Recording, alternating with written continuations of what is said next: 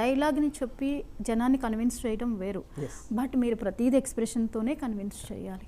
దీనికి మీరు ఎలా హార్డ్ వర్క్ చేస్తారు? నేను కొంచెం అప్పటిదాకా స్క్రిప్ట్ లాక్ అయిన తర్వాత మూగవాడని ఫిక్స్ అయిపోయిన తర్వాత కొంచెం రీసెర్చ్ చేశాను.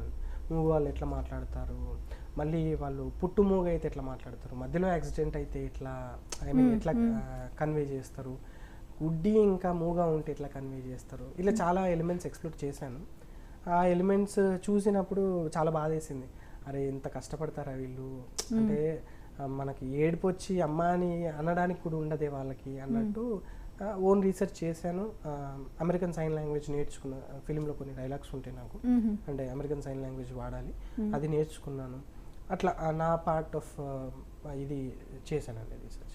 ఓకే, మొత్తం ఇంగ్లీష్లోనే తీస్తారు మీరు? ఒకటే లాంగ్వేజ్లో తీసారా? తీయడం ఎందుకంటే సింగ్ సౌండ్ కదండి, ఇంగ్లీష్లోనే తీసాము. హాలీవుడ్ డబ్ అవుతుందా ఇది? డబ్ చేయించాలి. ఇప్పుడు మిగతా లాంగ్వేజెస్లో అంటే సబ్ టైటిల్స్ వరకు అయితే everything is Telugu, Hindi, Spanish, multiple other రీజియన్స్లో ఉన్నాయి. డబ్డ్ లాంగ్వేజ్ అనేది ఇంకా వీఆర్ వర్కింగ్ ఆన్ ఇట్. మరి వరల్డ్ వైడ్ అంటున్నారు, మరి తెలుగులో? అదే worldwide October 1st release అవుతుంది. ఈవెన్ ఇండియాలో కూడా ఇంగ్లీష్లో రిలీజ్ అవుతుందండి. Everyone can watch. Actually ఇవాళ రేపు చూస్ చేస్తున్నారండి, అన్ని లాంగ్వేజ్లు చూస్ చేస్తున్నారు. ఈవెన్ నా పేరెంట్సే చూస్తున్నారు, అంటే నా పేరెంట్స్ కానీ అందరూ అలవాటు పడ్డారు, ఎక్స్ప్లోర్ చేస్తున్నారు. So not concerned about it at. కాకపోతే సూన్ నేను తెలుగులో డబ్ చేయించి రిలీజ్ చేస్తున్నాను. అంటే మీరు రీచ్ అవ్వాలి కాబట్టి, అంటే ఆర్టిస్ట్గా ఒక మూవీ రీచ్ అవ్వడం మీరు మన తెలుగు వాళ్ళకి రీచ్ అవ్వాలి, మన హీరో అనేది అనేసరికి జనరల్గా మనం మన మదర్ టంగ్ని కూడా ఎదురు చూస్తాం. సో మరి దాని విషయంలో మీరు షూర్గా చేస్తున్నారా? ఓకే, ఈ మూవీలో మీరు చేస్తున్నప్పుడు మీకు టఫెస్ట్ సిచ్యువేషన్ ఎప్పుడు వచ్చింది? మూవీలో ఒక ఇంట్లో చేసినప్పటికీ కొన్ని చిన్న చిన్న స్టంట్స్ ఉన్నాయండి. ఆ స్టంట్ చేసినప్పుడు ఒకసారి నాకు కింద పడి దెబ్బ తగిలింది. తగిలిన తర్వాత ఫీవర్ వచ్చింది. ఓకే, సో మళ్ళీ అప్పుడు కోవిడ్ టైంలో అది షూట్ అంతా కోవిడ్ టైంలో జరిగింది. అప్పుడే చేశారా? అంటే ఆ టైం డ్యూరేషన్ ఆ టైంలో. సో నాకు జరిగిన ఇంజురీ వల్ల మళ్ళీ చెప్పాను కదా ఇందాక, ఒక్క డే స్కిప్ చేయడానికి లేదు.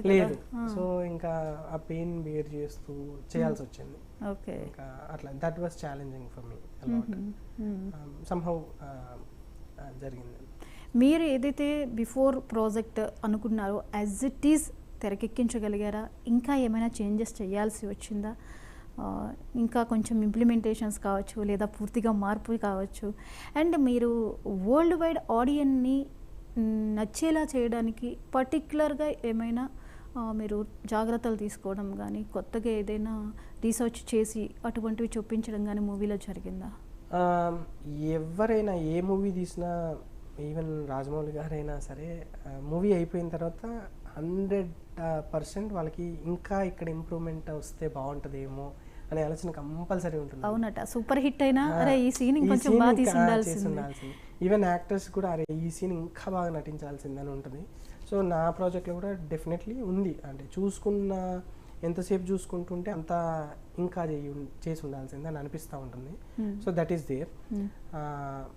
ఏదైనా స్పెషల్ ఎలిమెంట్ పెట్టారా అంటే movie itself is an experimental film. So చాలా నేను చెప్పినట్టు చాలా క్రిప్టిక్ ఎలిమెంట్స్ ఉంటాయి మూవీలో. అది మీరు చూసుకొని 2-3 సార్లు చూస్తే తెలిసేటివి కూడా ఉంటాయి కొన్ని. ఓకే, సో ఆ విధంగా స్పెషల్ ఎలిమెంట్స్ ఉన్నాయి. అంటే చివరిదాకా ఒక స్టోరీని చాలా స్ట్రెంగ్త్తో తీసుకువెళ్ళడంలో మీరు ఎలా సక్సెస్ అయ్యారు? ఒక స్టోరీని ఎక్కడ మనం డ్రాప్ చేయకుండా ఎప్పుడైతే నిలబెడతామో, ఒక హారర్ మూవీ చివరిదాకా ఆ పట్టు, ఆ టైట్నెస్ ఉండాలి. సినిమా స్టార్ట్ అయిన దగ్గర నుంచి ఎండింగ్ దాకా ఆ గ్రిప్ ఎలా సంపాదించారు? ఆ విషయంలో స్పెషల్ కేరింగ్ తీసుకోవాల్సి వచ్చింది? స్పెషల్ కేర్ అంటే స్క్రిప్ట్ రాసుకున్నప్పటి నుంచి ఎగ్జిక్యూట్ అయ్యేదాకా మేము ఆ స్టోరీ పైనే ఉన్నాం. ఎందుకంటే వీను ఈ క్యారెక్టర్ మూవ్గా ఇది చేయాలి, ఇట్లా ఉంటుంది, చైల్డ్హుడ్ ట్రామా ఏదైతే ఉందో ట్రిగ్గర్ అయ్యింది. సో ఆ ఎలిమెంట్లో వెళ్ళిపోద్దండి స్టోరీ మొత్తం.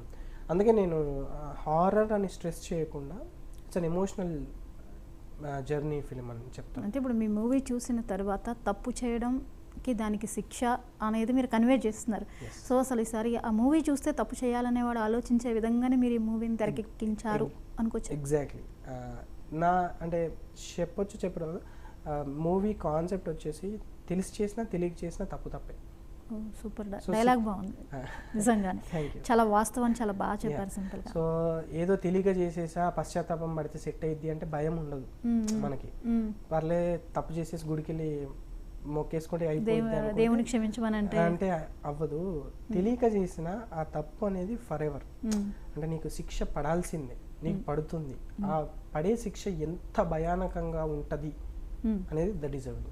అంటే ఒక తప్పు చేసేసి వెళ్ళిపోయి క్షమించమనడం ఈజీ, బట్ ఈ తప్పు మన వరకు అయితే ఒక రకం, ఈ తప్పు వల్ల ఇంకొకళ్ళు ఎఫెక్ట్ అయినప్పుడు అది చాలా సీరియస్నెస్ ఉంటుంది. కొన్ని జీవితాలే తలకిందులైపోతాయి. అలాంటి సీన్స్, అలాంటి లైన్ ఉంటుందా? మీరు ఎగ్జాక్ట్లీ